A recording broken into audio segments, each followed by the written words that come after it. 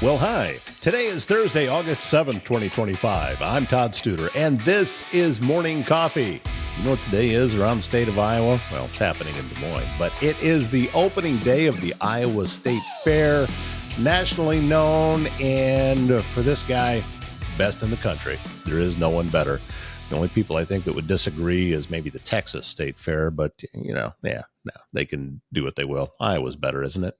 Yeah, I have plans to go next week. And if you haven't been, there's a lot of people, that have never been to the Iowa State Fair. Go. It's an experience that you have to have in person. And for some reason, for me, one of the highlights is always seeing the biggest boar, B-O-A-R, not B-O-R-E. But it's always laying down because it's just so big. But the thing is a monster. Just huge. And I'm looking forward to seeing that, looking forward to getting in some fair food and just having a great, great time. And again, Iowa State Fair opening day is today. And if you're planning on being over there, well, I'll see you there. Coming up today, we have a special guest, Cindy Schmader, with Service Master Restore by Schmader. This is the company that does the restoration of your home after something horrible has happened. And we're going to get some tips from Cindy today about what's the first thing you should do if something happens. And it's not what your instincts are telling you. And even there's something you should do before disaster happens. So that is coming up on today's show. If you're navigating the healthcare system, you know it can be challenging, frustrating, and time-consuming for you and your family. That's where My Nurse Healthcare in Council Bluffs steps in. Nurse advocates provide one-on-one guidance and support every step of the way. With a dedicated nurse by your side, you know you'll get the right care from the right provider at the right time. Visit mynursehealthcare.com and let them take the stress out of healthcare. If you need precision metal fabrication done right, look no further than Foxco Fabrication in Council Bluffs. Custom welding, large-scale manufacturing, bringing your ideas to life with expert craftsmanship and cutting-edge technology. So it could be industrial, commercial, or even custom fabrication. They're going to get the job done on time and built to last. Locally owned company, proudly made right here in Council Bluffs. Visit foxcofab.com. And technology should work for you, not against you. At ThinkSpace IT, they provide expert IT solutions to keep your business running smoothly and securely. From cybersecurity and cloud services to network management and tech support, they simplify IT so you can focus on what matters most. Stay protected, stay connected, stay ahead. Visit ThinkSpaceIT.com. Back with us this morning, it is Cindy Schmader from Service Master Restore by Schmader. Thank you so much for coming back in. And also, I know that didn't you just spend some time down at the lakes in Missouri? Am I remembering that right? Yes, we did. We spent 2 weeks, first 2 weeks in July down there. It was really nice. Oh, that would be, are you able to completely disconnect and to relax? That's the hard part about being a business owner. Yeah. This time it took me, normally it takes me about 3 days. This time it took me about 2 days. I mean, I didn't completely detach because we had some things going on, but I still took my phone with me, but I didn't look at it as much as I normally do. So I got to detach a little bit. And then I think the last 2 days we were down there, I was like, where's my phone? I didn't even know where it was. So that's amazing for me because I've never done that in my entire life. So I'm thinking that there's a new business idea is you can hold seminars on how to do that because I don't know. Don't know. It's hard. It's so hard, especially when you've done it for so long. It's just, I don't think people understand. But. Well, and with everything that it is that you do, the bad things don't stop happening. So I'm sure that the calls are still coming into the office of, hey, we need your help in order to be able to try to recover from some type of damage that's happened. Right. Absolutely. And they do. They come in and we've got a really good team here right now. And so they are, I would say they can handle about 98% of them. But there's that one weird thing that happens at somebody's house and you're just not really sure what it is. And like we had, perfect example is we had a water loss up in Blair. And there is some very old pad that's under the carpet. They call it horsehair pad. And if you don't get it cut out or don't get it taken care of, it starts smelling like a wet dog.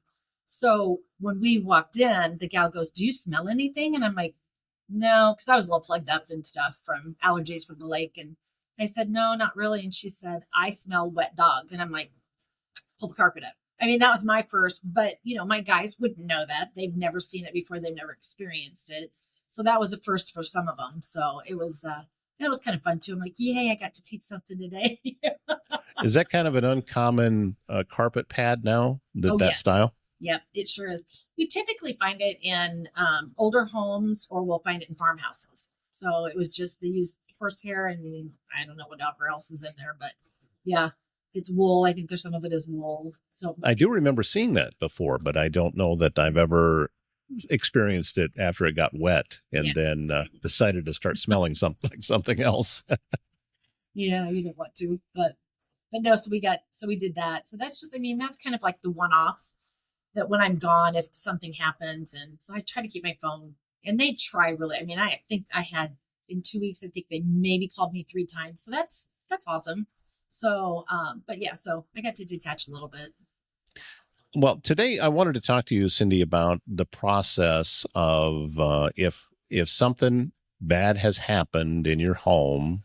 Could be water, could be fire, smoke, mold, a lot of different things that can happen that you have the expertise to handle. What's the first thing a person should do? I mean, is it get the call in first? Because it's human nature to want to try and fix problems. Look, this is stressing me out. I need to stop the stress. So let's go Right. do what I can. Right. But I wonder whether or not that is the wisest move. Well, but my probably my biggest suggestion for people would be is I get it. I've had it happen to me in my own home twice now. You panic, and so your first reaction is just go start cleaning it up.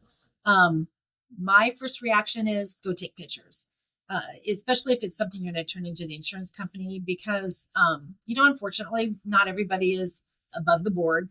So we take pictures all the way through a loss from the beginning to the end to make sure that things are getting done correctly and to make sure that if we build for cutting that wall out 2 feet that we have a picture showing it's cut out 2 feet and that kind of stuff. So I always tell people people will call us panicked.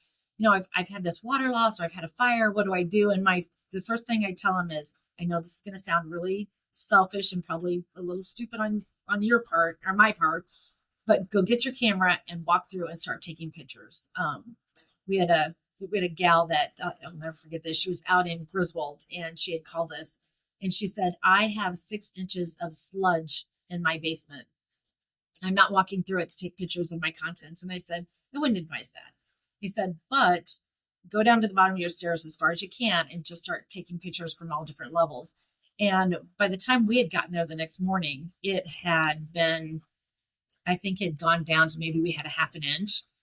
But and of course there's a line on the wall so you can see where it all had been, but she had those pictures and the story that tells is just I mean for an adjuster to look at that and go, well, there's nothing in that basement salvageable.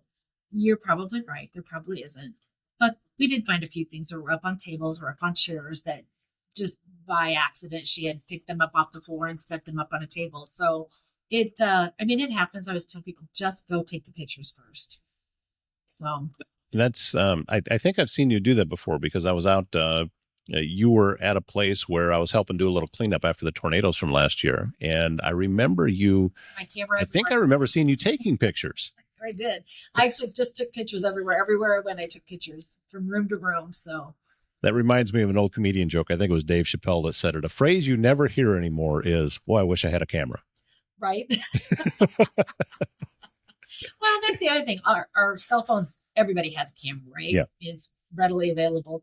The other thing too is I always tell people or recommend to them is before you have, don't wait to have something happen to go take that video or take that picture. Walk through your house, open your drawers, take your pictures or take your video or whatever. Especially water, not so bad, but if you have a fire, you may not remember what was on that wall. I mean, or you may remember it, but you just don't have documentation of it. And then we document it and we go forward. But man, if we get a picture, it's a no brainer. We can say, hey, this picture was on that wall.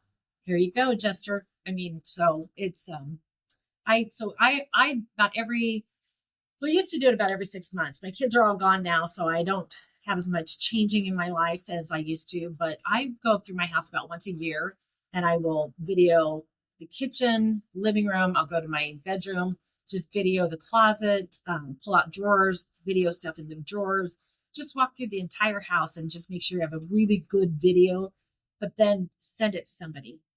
Because if you have a fire and you run out and you leave your phone in there, guess where your video is at? So send it to your mom, send it to your cousin, send it to your sibling, whatever, so that somebody else has a copy of it so that you can retrieve it back. So that's my other. I think the video aspect as opposed to pictures also is really wise advice, because you can sometimes forget if you're just taking snapshots of things. Did I get everything? Oh, right. But if you're just slowly walking through and videoing everything, then it's going to catch it all. Right. So it wasn't like an individual shot. I actually do that now. Anytime I rent a car, Oh, sure. I will take a slow video walking all the way around the car before I ever get in it. That's a really good idea. Because I've gotten burned a couple of times now with them claiming that I had damage, that I damaged a car. The last time was they told me that I had totaled a car. And I said, I dropped this off at the airport. What are you talking about? I totaled the car. It was driving when I took it. Yeah, it was fine. And got it all straightened out. But still, that video, I think, that's smart. Yeah. Because it's going to help. And just slowly go through the entire room. Doesn't matter whether you think it's important to take a picture of or not, because you never know what might be in there. Oh, yeah, absolutely. Absolutely. Well, and I had somebody tell me, I videoed everything but my closets. And I was like, how many shirts do you have? How many pants do you have? I mean, and think that, like, and if you, I always use my daughter as an example. She's got a huge walk-in closet. That child probably has enough clothes to clothe about 10 people, literally. So, but if that side of the house were to ever go up in flames, she wouldn't remember everything that was there. I mean, I know she wouldn't. So, I'm like, do your closets, and your little kids. I mean, the kids have a lot of clothes too. Did you remember what they had? I mean, you could remember the Nike shoes or things like that, but how many, for like a little girl, how many little dresses does she have? How many pair of pants? How many, that kind of stuff. That stuff adds up quick. And costs are going up on everything too. So it's better to be, my book, safe than sorry. Just go do those videos and then you've got it. How has this season been for you as we've been going through 2025? I mean, are you staying busy? Is there like a lot of different things going on? There's, we have a lot of different things going on. It is definitely a lot slower than it was last year. Last year we were just go, go, go, go, every day, all day. But it's 2:14 and my guys are already gone for the day today. So they did their job this morning and they're gone. So it's definitely slower. I just think people, with the insurance rates have gone up, the deductibles have gone up. People aren't turning in claims like they used to. They're trying to do a lot of stuff themselves, which is very commendable. The problem we run into is then, 6-8 weeks down the road, we get a call, say, hey, I got a smell. Well, depending on what you did or didn't do, we'll go out. And if we find mold, now you're looking at probably 2 to 3 times what it would have cost you originally had you just had us come out in the beginning. In the beginning, when you have that loss, we can dry just about anything.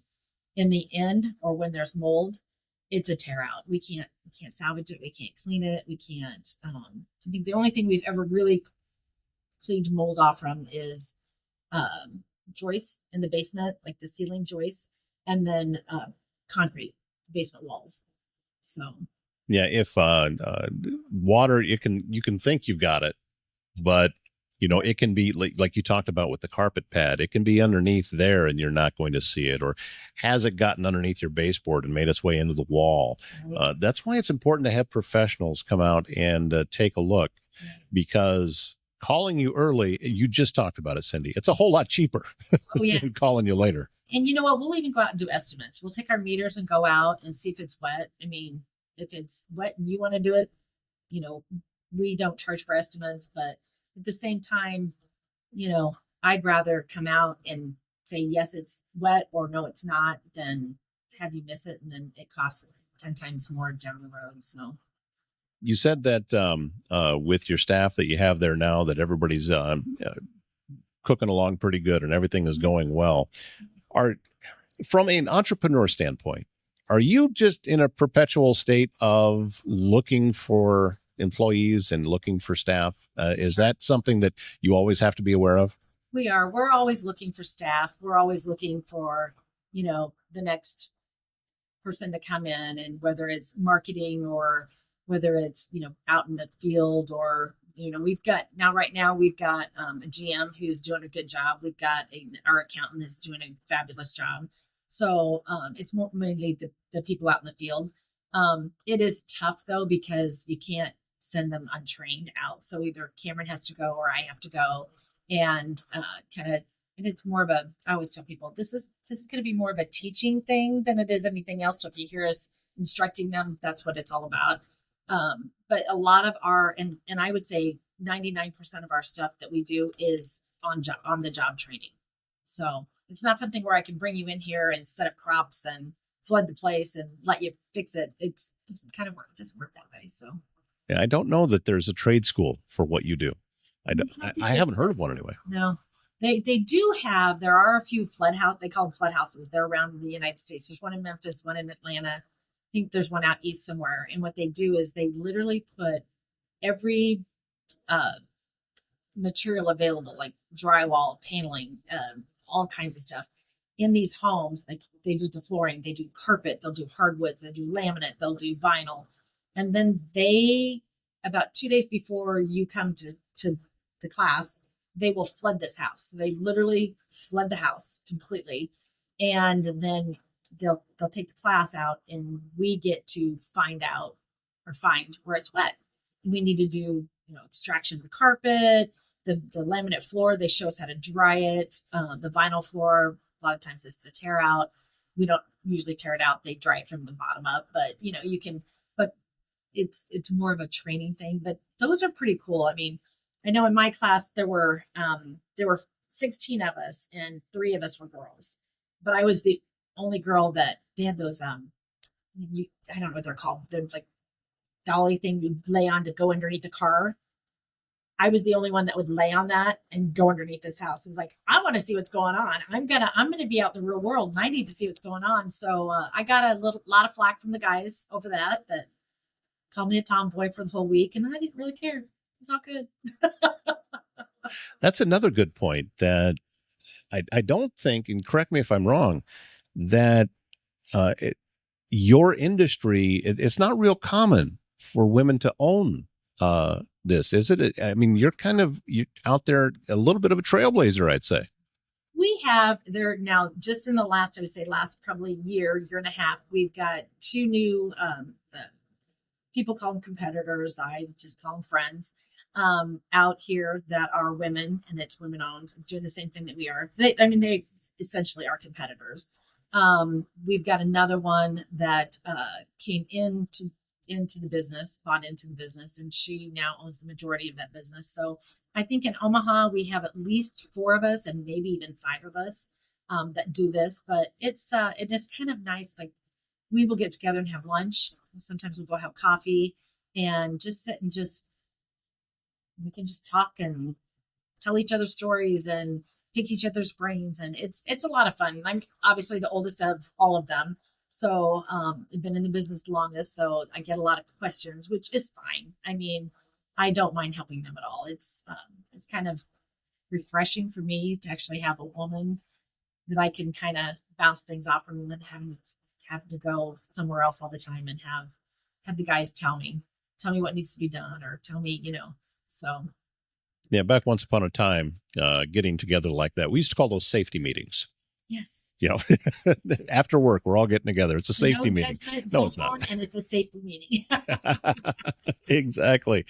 All right. Service Master Restored by Schmader is the company, and Cindy Schmader is the owner. And we're always grateful anytime we get a chance to talk to you, because I learned a lot. And the idea that I learned today was about video what you have. You never know. And for something that you could go through your whole house in a matter of 10 minutes, maybe at the most. And that might even be a little bit longer than needed. So, For sure. and it's a very simple thing that you can do, and it's a free insurance policy to be able to add to what you already have. Absolutely. Absolutely. I know out in Pot County, was it last year, the year before, we had 2 or 3 houses that literally burned to the ground. And so that's the other reason why I kind of push that whole take a video. So those people were really reliant on other people's pictures of their home for them to be able to sit down and like, oh yeah, we had that. And oh yeah, we had that. Because you're not going to remember everything you have in your home. You're just not. So just take a video, be safe. All right. You can find her online, Cindy Schmader, Service Master Restored by Schmader. Thank you so much for your time, and we look forward to talking again. Thank you. I appreciate it. When you're looking up Service Master Restored by Schmader online, she has a really, really long web address, and you've seen it on the video scroll. So the best thing to do is if you go to Google and search Service Master Restored by Schmader, it's going to pull it up, and you'll be able to get her help. And you want her in your library or in your contacts in your phone, just as an insurance.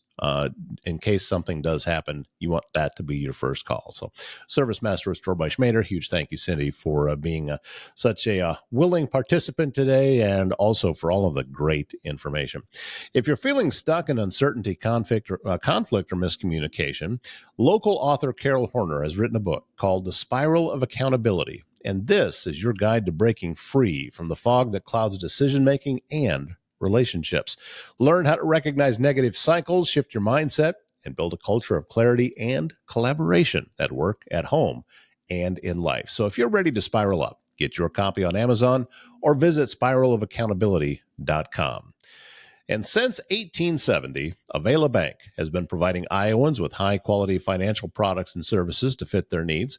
Whether you need a loan, would like to start a new business account, saving money for a trip, or maybe just looking to open a personal checking account, Avela's qualified bankers can help you with all of that and more. Visit avela.bank to learn more. That's going to wrap up today's show. Don't forget, we made the announcement yesterday that a brand new feature is coming to the LusHillsMedia.com website. We're going to be calling this Lus Hills Today. And this is a place for you to get features and stories about what is happening around Council Bluffs and the surrounding areas and the more rural communities. We kind of lack some social, or rather some local media around. It's not what it used to be.